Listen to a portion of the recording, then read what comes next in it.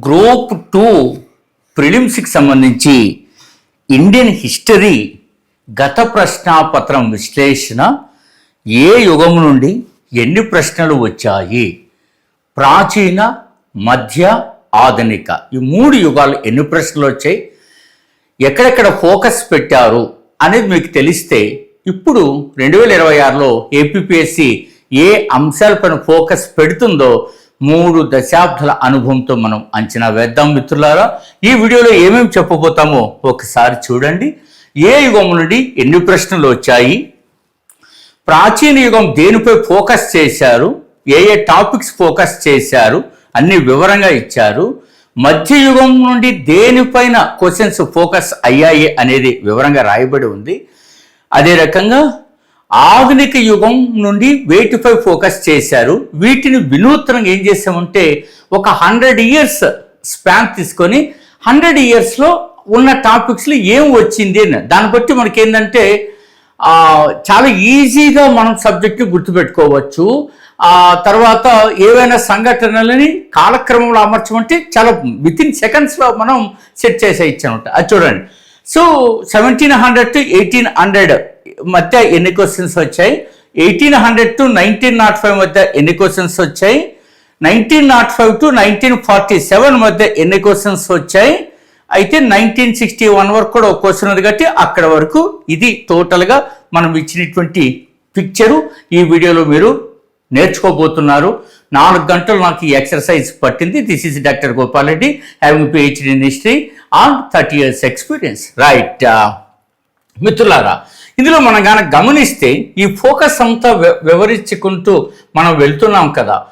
ఇందులో మీరు కానీ ఆలోచన కానీ చేస్తే మిత్రులారా, సో ఒక్క నిమిషం నేను మీ సమయాన్ని తీసుకుంటున్నా. గ్రూప్ 2కి సంబంధించి మీరు ఒక మంచి కోచింగ్ని అటు అనేక రకాలైనటువంటి మూల గ్రంథాల నుంచి తీసుకొని తయారు చేసినటువంటి పుస్తక సాహిత్యాన్ని, అదే రకంగా full course group 2 prelims and mains మీరు ఇట్లా తీసుకోవచ్చు. అన్నిదా భావించకండి, చాలా సార్లు మీకు చూపించుంటాను, కొత్త వాళ్ళ కోసం చూపిస్తాను, ఒక్కొక్కటి చాలాసార్లు చూపించాను, మీరు చూడొచ్చు. సో ఇవన్నీ కూడా గ్రూప్ 2కి 80 మూల గ్రంథాలు తీసుకుని తయారు చేసినవి. సో ఇవి కాస్త మనకు ఉంటాయి. వీటిలో అత్యున్నతమైనటువంటి ఈ యొక్క ఏపీ హిస్టరీ ఆన్లైన్ క్లాసెస్ కూడా మీరు వెంటనే రిజిస్టర్ చేసుకోవచ్చు. And micro level test series topic wise ప్రతి చిన్న టాపిక్కి 20 క్వశ్చన్స్ మెయింటైన్ చేసే విధానాన్ని తీసుకొచ్చాం. దానికి prelims audio explanation project start కాబోతుంది, దానికి కూడా మీరు ముందుకు వెళ్ళచ్చు. అలాగే సూపర్ స్ట్రాటజిక్ కోర్సెస్, అలాగే ఆడియో సజెషన్ కోర్సులు మన శ్రీ మేఘనా థింక్ ట్యాంక్ వాట్సాప్లో ఎవరైతే స్టేటస్ ఉన్నారో వాళ్ళు వినింటారు. ఇండియాలో first time super strategy course, ప్రతిదానికి కోర్ పాయింట్స్ ఏం చదవాలో వివరంగా గ్రూప్ 1 లాగా ఒక వ్యాసంలాగా రాసింటారు యాప్లో. అంతేకాకుండా సజెషన్స్ అనమాట, ఇక్కడ ఈ జాగ్రత్త తీసుకోండి, ఇక్కడ ఈ రకంగా చూడండి. ఉదాహరణకు గతంలో సింధు నాగరికత వాణిజ్య కేంద్రం ఏదైనా రాలేదు కత్తి, దీనిపైన ఈసారి ఫోకస్ పెడదాము. సో అట్లాంటి అంశాలు, గతంలో కుమ్మరి చక్రం గురించి అడగలేదు, పార్టర్స్విల్లో ఈ పాయింట్స్ మనం డిస్కస్ చేద్దాము. చేపలు, అదే రకంగా పక్షులు, ఆ బొమ్మకు లేనిటువంటి కొండ ఎక్కడ దొరికింది, ఇది ఈసారి ఇంపార్టెంట్ అవుతుంది. ఇలాంటివన్నీ వివరిస్తారు మిత్రులారా సూపర్ స్ట్రాటజిక్ కోర్సెస్లో. సో రైట్, దీనికి ఇక్కడ ఇచ్చిన వాట్సాప్ నెంబర్కి డెమో పీడిఎఫ్ అండ్ టెస్ట్ పెట్టుకోవచ్చు. డౌన్లోడ్ యాప్ శ్రీ మేఘనా థింక్ ట్యాంక్. రైట్ మిత్రులారా, నేను ఇక మీకు వీడియోలోకి వెళ్ళబోతున్నా. ఇంకా అక్కడి నుంచి మన ప్రయాణం కొనసాగుతుంది. సో ఇప్పుడు చూడండి, భారతదేశ చరిత్ర 30, లాస్ట్ టైం మనకు 28 క్వశ్చన్స్ వచ్చాయి. అదే ఈ ఉద్గ్రంథము.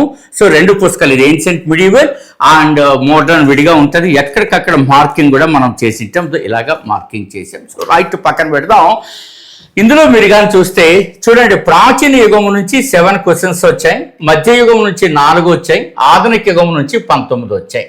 సో ఇలా మొత్తం ఎన్ని అయినాయండి, 7, 4, 11, 19, 30 క్వశ్చన్స్ అయ్యాయి. వెల్, సో నేనేం చెప్తున్నానంటే ప్రాచీన యుగము నుండి ఎన్ని క్వశ్చన్లు వచ్చాయని చర్చించే ముందు ఇక్కడ కాసేపు ఆగుదాం, ఒక క్వశ్చన్ మనం వేసుకుందాం. చూడండి, ప్రాచీన యుగము నుంచి 7 క్వశ్చన్స్ వచ్చాయి కదా, ఈసారి కూడా 7 మెయింటైన్ చేస్తారా?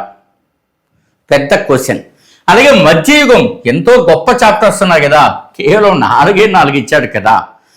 సో ఆధునిక యుగం నుంచి 19 వచ్చాయి కదా, మరి ఈసారి ఎలా రాబోతున్నాయి?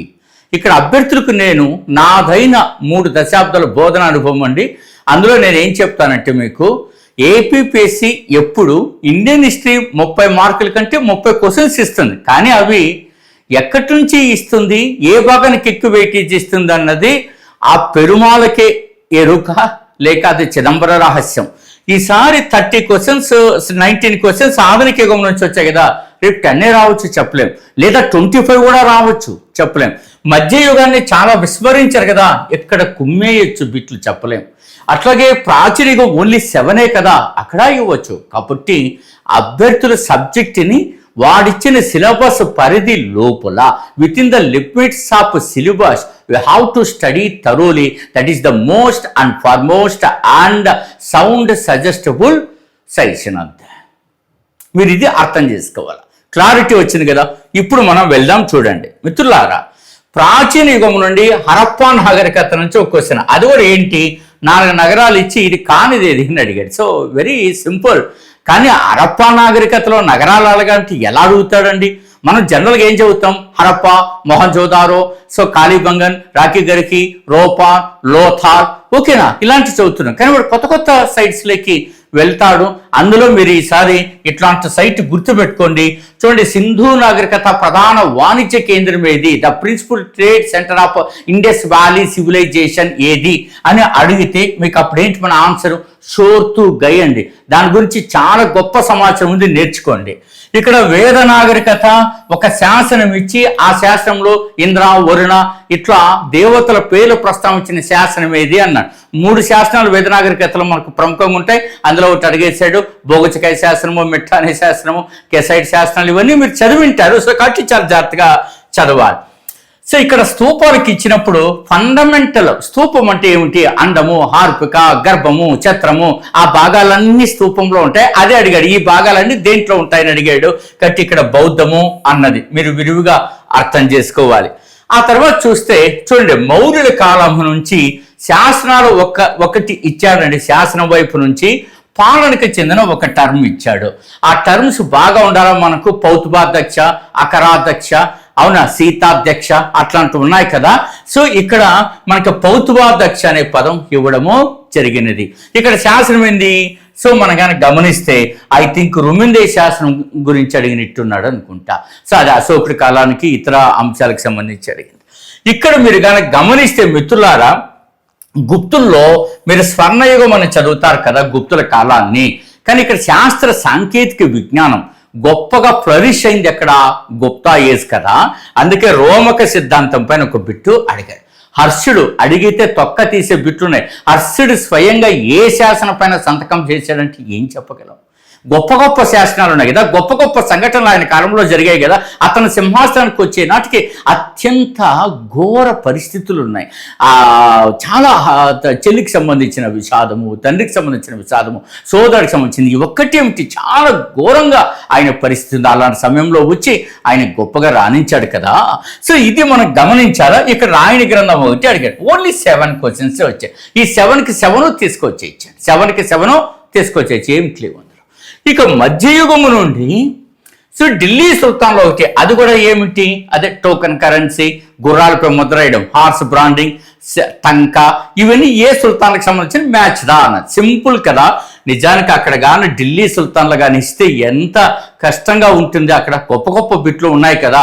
సో థార్ ఎడారిలో తప్పిపోయిన ఢిల్లీ సుల్తాన్ ఎవరు అంటే ఏంటి ఆన్సర్.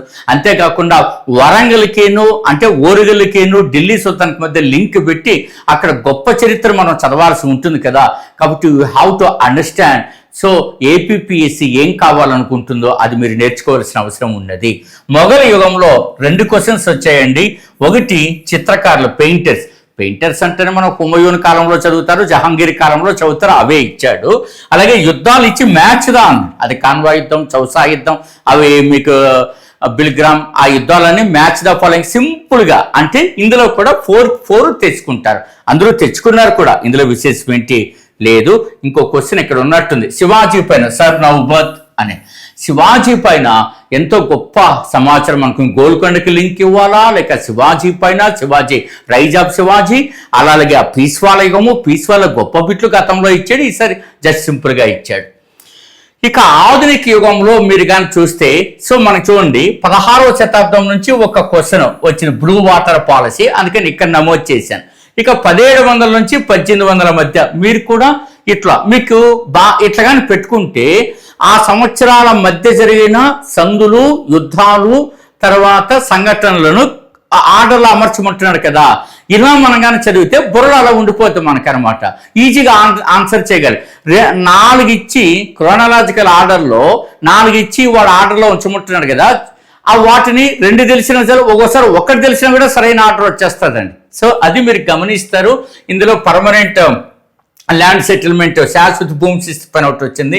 కర్ణాటక యుద్ధాలు వాటి సందులు అంటే మొదటి కర్ణాటక యుద్ధం, 2వ, 3వ అవి వాటి యొక్క ట్రీటీస్ పైన మ్యాచ్ చేయమన్నాడు. ఇక్కడ మీరు అది గమనిస్తారు. కానీ ఇక్కడ కానీ మనకు అడిగితే కర్ణాటక యుద్ధాల పైన అక్కడ జరిగినటువంటి ఆ జియో పొలిటికల్ పవర్స్ సిచ్యువేషన్ పైన గట్టిగా మనం చదవాల్సి ఉంటుంది. ఇంకెక్కడ చూడండి 1800 నుంచి 1905 మధ్య మీరు ఇక్కడ ఇవ్వచ్చు. చూడండి, లాటరీ కమిటీ అని ఇచ్చారు. ఇది కొత్తది, దీన్ని చాలా వరకు ఆన్సర్ చేయలేకపోయారు. లాటరీ కమిటీ మొట్టమొదటిసారిగా కలకత్తా కేంద్రంగా స్టార్ట్ అయింది. ఏంటంటే మనకు ప్రజల పైన నేరుగా పన్నులు వేయకుండా లాటరీ టికెట్లు అమ్మి వచ్చిన ఆదాయం ద్వారా వారు పట్టణాలను అభివృద్ధి చేసేటువంటి ప్రణాళిక. ఆ తర్వాత అదే మున్సిపల్ వ్యవస్థకు పునాదులు వేసింది. అందువల్ల ఇది కొత్తగా మీరు చదువుకోవాల్సినటువంటి అవసరం. ఇలాంటివి వెలికి తీయాల. అట్లాంటివి మీకు సమాంతర ప్రభుత్వాలు, ప్యారలల్ గవర్నమెంట్స్ ఎక్కువ కాలం రన్ అట్లాంటివి ఎక్కువ చదువుతారు. చార్టర్ చట్టం ఇది సింపుల్ కదా మీకు. అదే బెంగాల్ గవర్నర్ జనరల్ని భారతదేశ గవర్నర్ జనరల్గా మార్చడం, ఇట్లాంటివి. అధోముఖ వడపోత సిద్ధాంతము. అధోముఖం అంటే డౌన్వార్డ్. సో వడపోత సిద్ధాంతం అంటే ఫిల్టర్ థియరీ. అధోముఖ వడపోత సిద్ధాంతం ఎవరంటే మెకాలే తీసుకొచ్చాడు. లార్డ్ మెకాలే 1835 మినిట్స్ మీరు చదివితే వస్తారు. ఆ సిచ్యువేషన్లోనే 2 బిట్లు ఇచ్చాడండి. ఆయన ఏమన్నాడంటే ఉన్నత విద్యావంతులకు అంటే పై స్థాయి వాళ్ళకు మనగానే విద్య అందిస్తే అది ట్రికిల్ డౌన్ థియరీ అంట. అలా కొద్ది కాలం గడిచేసరికి కింది వాళ్ళకు కూడా వస్తుంది, విద్యను అందరికీ మనం నేర్పక్కర్లేదు అని చెప్పిన మహానుభావుడు ఇతను. అంటే ఆ రంగులో భారతీయులు ఉండాలట, అభిరుచుల్లో ఆంగ్లేయులు ఉండాలట. ఎంత నాగరికత ప్రపంచానికి నేర్పిన సుప్రసిద్ధ ఈ వేద భారతావని గురించి లార్డ్ మెకాలే వాగిన ఈ శుద్ధ వాగుడు మనగానే వింటే ఆశ్చర్యం వేస్తుంది అనేటువంటి సంగతిని నేను మీకు ఈ వీడియో ద్వారా తెలియజేస్తూ ఉన్నా. సో అందుకని అదో ఒక వడబోత సిద్ధాంతం. ఇది విద్యకు అంత నీట్గా చదివి ఉండరు. విద్యకు చాలా తక్కువ కేటాయించడం కూడా జరిగింది. నెక్స్ట్ లెక్సిలోకి చట్టం, ఇది కూడా చదివి ఉన్నారు. ఇది రీసెంట్ కరెంట్ అఫైర్స్ కూడా బాగా యాడ్ చేయవచ్చు. లెక్సిలోకి చట్టం ఏంటి? అప్పట్లో హిందూ సమాజంలో అనగారణ లేదా అణిచివేతకు లేదా వివక్షకు గురైనటువంటి వర్గాలు ఎవరైతే ఉన్నారో, వివక్షక కాని వర్గాలు కూడా కొందరు క్రైస్తవంలోకి రావడానికి ప్రయత్నం చేశారు. ఆ క్రైస్తవంలోకి వస్తే మరి భూములు, వారసత్వపు హక్కులకు సంబంధించి ఇబ్బందికి గురవుతారు. అట్లా ఇబ్బందికి గురవకుండా మీ వారసత్వపు హక్కులు ఎక్కడికి వెళ్ళవు అని చట్టం చేసింది ఇది అనమాట. తాజాగా సుప్రీంకోర్టు ఏమైనా తీర్పు చెప్పింది? మీరు గాన క్రైస్తవ మతంలోకి గాన వచ్చేస్తే పూర్వపు కులంతో మీకు సంబంధం ఉండదు, ఆ ఎస్సీ హోదా పోతుంది అని కదా మనకు చెప్పింది. అంటే ఆ వివక్ష అనేటువంటిది ఎస్సీ ఎస్టీ యాక్ట్ ఇంక మీకు వర్తించదు అని చెప్పింది. దానిపైన ఇప్పుడు దేశవ్యాప్తంగా చర్చ జరుగుతుంది. So right. నెక్స్ట్ సిపాయి తిరుగుబాటు నాయకులు కేంద్రాలు ఇచ్చాడు. అలాగే సంస్థలు స్థాపకులు, ఉద్యమాలు స్థాపకులు ఇవి కూడా ఈ పీరియడ్లోనే ఉంటాయి. నెక్స్ట్ చూడండి, మింటో మార్లే సంస్కరణలు. యాక్చువల్గా మనకి ఇక్కడ వాడు యథాతథంగా ఇచ్చింది మోర్లే మింటో సంస్కరణ 1 క్వశ్చన్. AITUC చాలా ఇంపార్టెంట్. మొదటి సమావేశానికి అధ్యక్షత వహించింది ఎవరు? సేమ్ ఇట్లాంటివన్నీ అండి మనకి 2 బిట్లు పోయాయండి. నెక్స్ట్ అండి వైకోమ్ సత్యాగ్రహం. చాలా దీనిపైన ఇంకా పెద్ద ఎత్తున అడిగే అవకాశం ఉంది. ఇప్పుడు జస్ట్ సింపుల్గా ఇది దేనికి సంబంధించింది అన్నాడు. సో అది టెంపుల్ ఎంట్రీ అందరికీ తెలుసు. అందుకని టెంపుల్ ఎంట్రీ జరిగినప్పుడు అంబేద్కర్ పైన ఇప్పటివరకు రాలేదు. అంబేద్కర్ ఏ దేవాలయ కేంద్రంగా టెంపుల్ ఎంట్రీ ఉద్యమాన్ని నిర్వహించాడో దాని తాలూకు సీక్వెన్సెస్ కూడా మీరు అధ్యయనం చేయాల్సి ఉంటుంది మిత్రులారా. అది నేను ఆల్రెడీ అనేక సార్లు మీకు యూట్యూబ్ వీడియోస్లో చెప్పాను. Governor generals, treaties. సో అదొకటి అడిగాడు. సంఘటనలు కాలం వద్ద ఇదిగోండి క్రోనలాజికల్ ఆర్డర్. ఇక్కడ ఎలా చదివారు అనుకోండి చాలా ఈజీగా మీరు ఆన్సర్ చేసేస్తారండి. సో రైట్ మిత్రులారా, next Indian society of oriental art, మీకు అభినేంద్రనాథ్ ఠాగూర్ గురించి ఇక్కడ అడిగాడు. ఎందుకంటే ఇది గతంలో నేను లాస్ట్ టైం ఫిలిమ్స్ అప్పుడే చెప్పి బిట్ అడుగుతాను. నేను చాలా సంతోషపడ్డాను ఇట్లాంటి బిట్లు అడుగుతాడు. ఇదే బిట్టే చెప్పాను. ఎందుకు ఇది అడుగుతాడు కూడా చెప్పాను. ఎందుకంటే అప్పటికే అరవింద్ ఘోష్ వారి అతివాదుల యొక్క పుస్తకాలు, వారు రచించినటువంటి కరపత్రాలు అనేకమైనటువంటివి అడిగి ఉన్నాడు కాబట్టి ఇంకా అభినేంద్రనాథ్ ఠాగూర్ వైపు వస్తాడు అని చెప్పాను. అదే రకంగా రావడం జరిగింది. ఇక జలియన్ వాలాబాగ్ హత్యాకాండ వయసులో ఎగ్జిక్యూటివ్ కౌన్సిల్ కూడా అడుగుతాడు. ఎందుకంటే జలియన్ వాలాబాగ్ ఎందుకు జరిగింది, రౌలత్ చట్టము, తర్వాత ఎగ్జిక్యూటివ్ కౌన్సిల్ ఏం జరిగింది, భారతీయ సభ్యుడు ఎవరు, ఆయన ఎందుకు రాజీనామా చేశారు, ఇక్కడ అడిగింది ఎవరు రాజీనామా చేశారు అని అడిగాడు. That's also right. అందువల్ల అది ఇంపార్టెంట్. ఆపరేషన్ విజయ్. సో ఇది టోటల్ 19 క్వశ్చన్స్ అండి. ఇది చాలా ఇంపార్టెంట్. సో కాబట్టి ఈ రకంగా మీరు ఆలోచన చేస్తే నెక్స్ట్ దేనిపైన ఫోకస్ చేస్తాడో ఒక మంచి వీడియో మనం చేద్దాం. ఈ లోపల మీరు కూడా గెస్ట్ చేయండి. సో రైట్ మిత్రులారా, సమర్థవంతమైనటువంటి విధానాన్ని మీరు అనుసరించండి. ఎంతో ప్రత్యేకంగా మీకోసం మనం పుస్తకాలు రూపొందించి ఏపీ హిస్టరీ 25 పుస్తకాల నుంచి వచ్చింది. ఇవన్నీ మీకు ఇట్లా ప్రయత్నం చేసిన వాళ్ళు ఉన్నారు అని చెప్పడం కూడా నా ఉద్దేశం. అదే రకంగా మీరు చూస్తే ఇండియన్ సొసైటీ లాస్ట్ టైం 16 బిట్లు, నేరుగా 12, 4 ఇండైరెక్ట్. ఈ సొసైటీ ఎక్కడ బిట్టు రాలేదని కూడా మీరు గమనించింటారు. ఎక్కడైనా గమనించారా, ఓ స్టేట్ తీసుకుని 9 రకాల సబ్జెక్టులు కలపడం, ఈ సబ్జెక్టు ఎలిమినేషన్కైనా గట్టిగా ఉపయోగపడుతుంది. అదే రకంగా మీరు గమనించింటారు, సైన్స్ అండ్ టెక్నాలజీ భారతదేశ అన్ని గవర్నమెంట్ వెబ్సైట్స్ నుంచి తీసుకున్నాం. అలాగే తెలుగు అకాడమీని రూపొందించాం. పిఎంఎఫ్ ఐఏఎస్ పుస్తకాలు ఉపయోగించాం. డిఆర్డిఓ సృజన పోర్టలు, అలాగే ఇస్రో, అదే రకంగా భారతదేశ శాస్త్ర సాంకేతిక విజ్ఞానికి సంబంధించినటువంటి అనేకమైన అంశాలను పొందుపరచడం జరిగినది. అంతేకాకుండా మీరు భారత రాజ్యాంగం 14 పుస్తకాల నుంచి వచ్చినది. డిడి బసు, దుర్గాదాస్ బసు మరియు లక్ష్మీకాంత్, అలాగే తెలుగు అకాడమీ, అలాగే మనకు అంబేద్కర్ యూనివర్సిటీ పుస్తకాలు, అదే రకంగా గవర్నర్గా పనిచేసినటువంటి వారు రమాదేవి గారు రాసినటువంటి పుస్తకాలు, గవర్నర్గా పనిచేసాము, అద్భుతమైన పుస్తకాలను రాయడం జరిగినది. ఎన్నో పుస్తకాల సంకలన సమాహారంగా అద్భుతంగా భారత రాజ్యాంగాన్ని ఒడిసి పట్టి మనకు వచ్చినది. అందుకే లాస్ట్ టైం పేపర్ 1లో మనం 140+, పేపర్ 2లో 110+ మనం తీసుకొచ్చి అనేక ప్రయత్నాలు చేసాం. ఇండియన్ ఎకానమీ, భారతదేశ బడ్జెట్లు, మరియు ఆర్థిక సర్వేలు, ఆర్బీఐ నివేదికలు, నీతి ఆయోగ్ చెప్పినటువంటి అంశాలు, వివిధ మంత్రిత్వ శాఖలు వెలువరించినటువంటి అనేక అంశాల తాజా సంకలనంతో రూపొందించబడిన అద్భుతమైనది. అంతేకాకుండా ఆంధ్రప్రదేశ్ ఆర్థిక వ్యవస్థ, మనకు ఆర్థిక సర్వే పైన 414 పేజీలకు పైబడి ఉన్నటువంటి వాటిని క్రోడీకరించి, సమీకరించి, వాటి యొక్క నిడివి తగ్గించి, ఆ భారతదేశంలో, ఆ ఆంధ్రప్రదేశ్లో ఉన్న అర్థవంతమైనటువంటి యొక్క అనేక శాఖల నుంచి ఆ అర్థవంతమైన సమాచారాన్ని తీసుకొచ్చి రూపొందించబడినటువంటిది. ఇన్ని రకాలుగా ప్రయత్నాలు చేశారు. మీరు వాట్సాప్ నెంబర్ ఇంతకుముందే చెప్పాం, చూడండి, అన్నిదా భావించకండి. ప్రతి దాంట్లోనూ కేవలం నేను ఎప్పుడు షార్ట్గా 2 నిమిషాలు చెప్తాను. వీడియో స్టార్ట్ అయ్యి ఎంతో ఎక్సర్సైజ్ చేసి ఈ వీడియో మీ దృష్టికి తీసుకొచ్చాను. సో మీకు ఉపయోగించుకుంటున్నా ఆశిస్తున్నా. All the very best. మీ డాక్టర్ గోపాల్ డే.